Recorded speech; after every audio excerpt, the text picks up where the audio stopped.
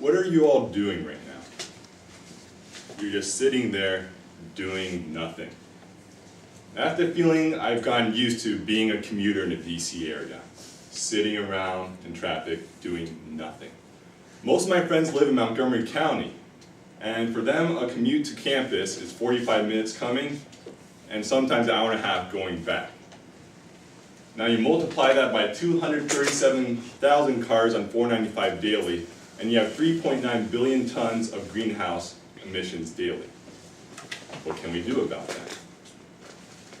So we've demonstrated a need for alternative energy. Everyone's talking about it. And what can we do with that in regards to transportation? Today I am proposing a proposal that has been echoed by many, which is to build the Purple Line. The Purple Line is a proposed light rail transit that would run between Bethesda and New Carrollton. It would hit major financial hubs like Silver Spring, and of course the University of Maryland, which is the #1 employer in Prince George's County. Today I am speaking in favor of the Purple Line because it can help lessen commutes, it can relieve congestion on 495, and it can lessen pollution. I grew up in Bethesda, and for me, a commute from Bethesda to College Park would be, by today's estimate, 49 minutes, according to the Maryland Transit Authority. Now, the Maryland Transit Authority, which is the government's agency for a travel study, they estimated by 2030 that commute time would be, and I couldn't believe when I read it, 81 minutes. Now, based on their same estimates, we see that that same commute time would be, I don't have a pointer, but it would be 30 minutes. That would be on the Purple Line light rail.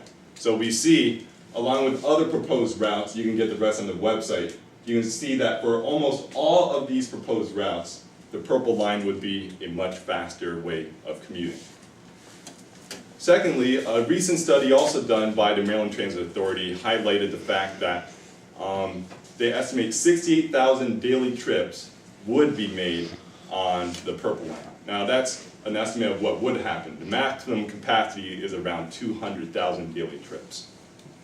This study was also published recently in the Washington Post, you can check it out. If you go to the DOT's website, the government's Department of Transportation website, you'll see that 237,000 people daily are on 495, along with large numbers on 95 and 270. That includes two of the nation's worst intersections in a recent ranking. If you take that many people out of 237,000, that's a huge potential reduction of cars we can have off the road. And with that many less cars on the road, that means that much less pollution. Now, one concern is that the Purple Line is going to end up bringing more pollution. There's concerns that by building a Purple Line with an easy transportation system in place, that's going to promote development, and with development comes more people.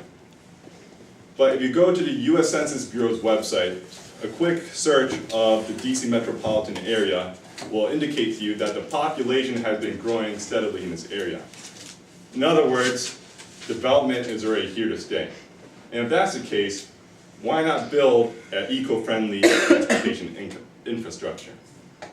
There's also been concern in the campaign called Save the Trail that by building the Purple Line, we're going to be destroying the Capitol Crescent bike trail that runs adjacent to the Purple Line. This is simply not the case. In fact, there's only 3 miles left of track that needs to be built. And that is going to be built based on the conditional support that's already been in place from numerous organizations. Without the support of local community organizations, concerned citizens, and local businesses, the Purple Line initiative would not be where it is today. And one of the conditions has been that the bike trail would be completed. In addition, the completion of the bike trail would allow for transportation by bike to be completely complete along this portion of the 495 corridor. So today I've shared with you guys that through the building of the Purple Line, we can lessen commutes, we can reduce congestion on 495, and we can lessen pollution. Until that happens though, we have no alternative but to take the congested 495. But if you feel the way I do, you can get involved. You can visit purplelinenow.org and you can find out what people are doing in your local communities to support the initiative. You can make your voice heard about what needs to be done about the Purple Line and what you would like out of it. Also on campus, we have Rethink College Park. That's Rethink College Park. They're working hard to make sure that the Purple Line stations are being built in favorable areas on campus. Depending on your definition, that could differ, so that's why you should get involved. 2 roads diverged in Washington, D.C.